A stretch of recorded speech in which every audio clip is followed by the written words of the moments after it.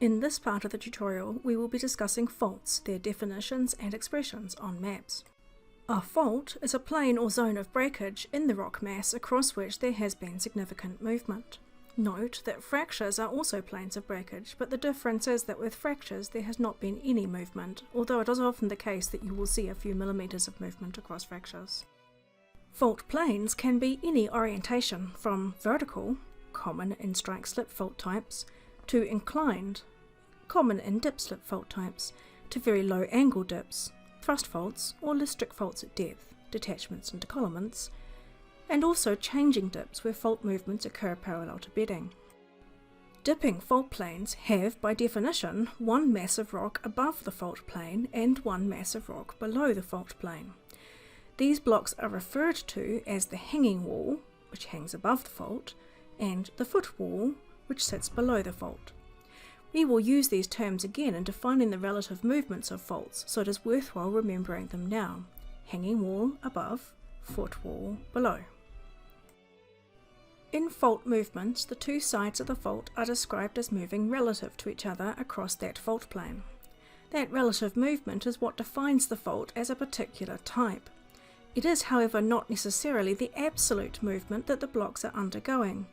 It is quite possible, for instance, to have two blocks both moving downwards, subsiding relative to the centre of the Earth, but because one is moving faster than the other, you get a relative movement across the fault plane. The same could apply with both blocks being pushed up, uplifted, but by different rates, causing a relative movement across the fault plane.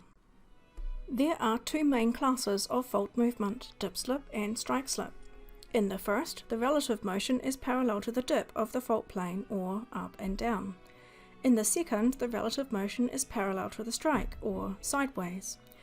Which fault type develops depends on the stress regime that the rocks are being subjected to and the presence of pre-existing planes of weakness in the rock mass that could be activated to create faults. Strike-slip faults are often vertical and are categorized as being either right lateral or left lateral, depending on the relative movement of the block opposite the viewer, to the right or to the left. Dip-slip faults are usually dipping, and can be either normal or reversed, depending on the relative motion of the hanging wall to the footwall. In normal faults, the hanging wall goes down relative to the footwall, while in reverse faults, the hanging wall goes up relative to the footwall. A special class of reverse faults with very low angle are called thrusts. Some faults will have both parallel to strike and parallel to dip motions on them. These are commonly known as oblique slip faults.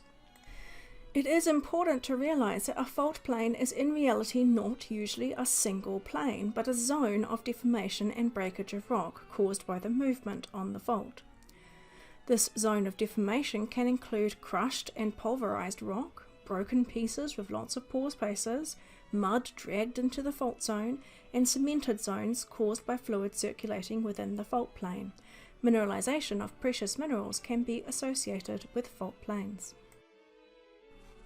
It is this variability of possible behaviour within a fault zone that makes difficult the prediction of the sealing or transmissible behaviour of faults, the fault planes themselves that is, within or around a reservoir, or whether faults could be conduits for hydrocarbon migration on a basin scale.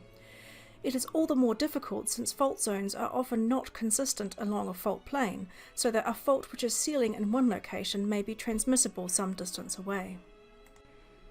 More details on this and on fractured reservoirs are included in the extra, not examinable materials. Please also note that the amount and even the type of movement may change along the strike of a fault plane. There is even a special class of fault called a scissor fault where the orientation of movement changes around a pivot point.